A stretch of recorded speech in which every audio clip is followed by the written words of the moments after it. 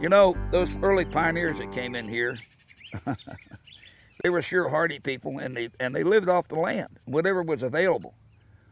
One of the primary sources of protein for these crackers and early settlers was a raccoon, believe it or not. He furnished the meat, and also they sold the hides.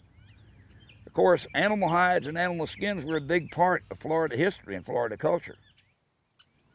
Howdy, folks. I want to tell you all a little bit about some of the trade items that the early pioneers in Florida used and what their purpose was for them. This is what we call a croker sack. Some people call it a burlap bag, but us old crackers call it a croker sack.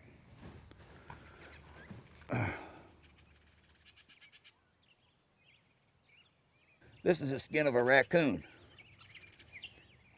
One of the primary sources of protein and food for the early pioneers, and they were very abundant, easily killed, so this is what they fed off of. Also, they found that they could market these hides. Another big item of trade was these deer horns. These are the horns from a white-tailed deer.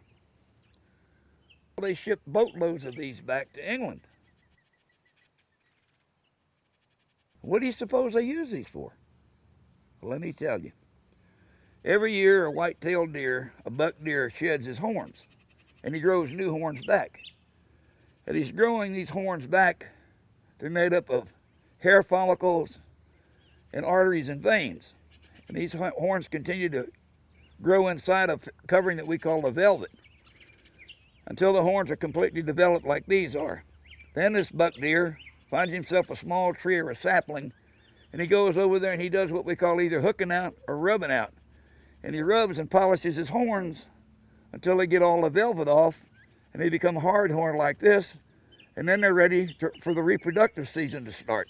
Well, the people in England found that they could take a fine saw and they could cut these horns in little bitty thin wafers. And then using a very sharp instrument like a little punch, they would punch 3 or 4 holes where the arteries and veins were when these horns were growing. And these were the first buttons that we had. The first buttons were made from the deer horn.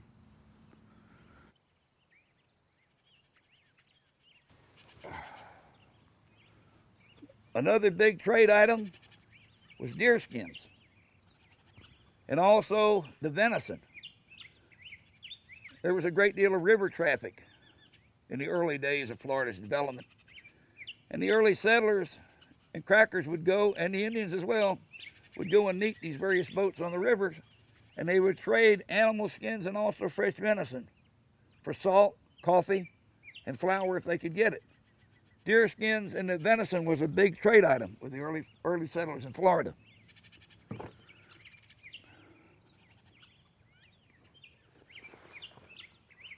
Another big trade item was what I hold in my hand. This is what we call a buckskin. They take this skin, they take all the hair off of it, they continually work it, and then they take the brains of a deer and mix it with certain herbs. That's what they use to work this skin, and that's how they cure it. And that's what they call brain tanning. That's the way that they tan a deer skin. Here in Florida, we have another creature that brought a lot of money here. This is the skin of an alligator. This is the back hide of an alligator. The soft, pliable skin that's used in leather goods for boots and purses is a belly hide. This was a big part of the early economy and still is even today.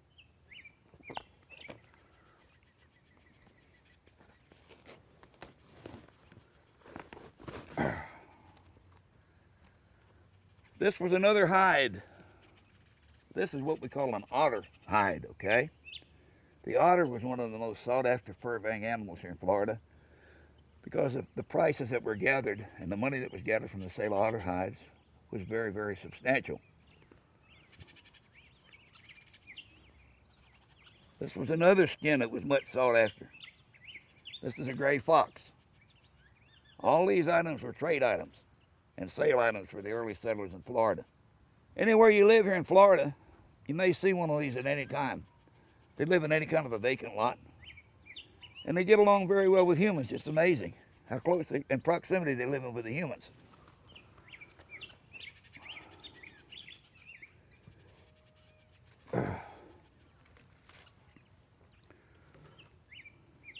This is another skin that was used a great deal in trade items. This is a bobcat. This particular skin that I have here today, the only way that you can have one of these is to have it with a permit. So that's the reason for this tag on it today that shows that it was properly handled. This particular hide, they've done what they call casing.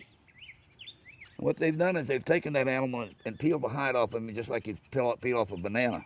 It's not split here in any way. Has anybody got any soap and water? Ooh. This is a skunk. And this was another much sought after animal skin in the fur industry here in Florida. This is a striped skunk, by the way. I'd like to tell you all about another animal that was a big part of Florida history. This is a skin from a red wolf, which is basically extinct here in Florida today.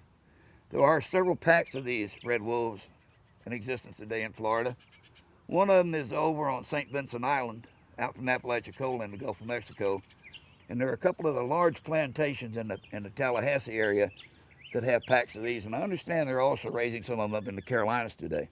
It's my belief that the Indians caught the red wolf pups out of the dens before they opened their eyes, and they domesticated them, and they used them as their dogs. Patrick Smith wrote perhaps the greatest book that's ever been written about Florida, entitled A Land Remembered. The patriarch of the McIvy family, his name was Tobias. Tobias McIvy befriends a small group of Seminole Indians. And in return, the Seminoles return and they bring him a marsh tacky, which is a cracker horse, and 2 wolf dogs. And it's my belief that these wolf dogs were the red wolf. If you get a chance, read that great book about Florida, Land Remembered. It's priceless.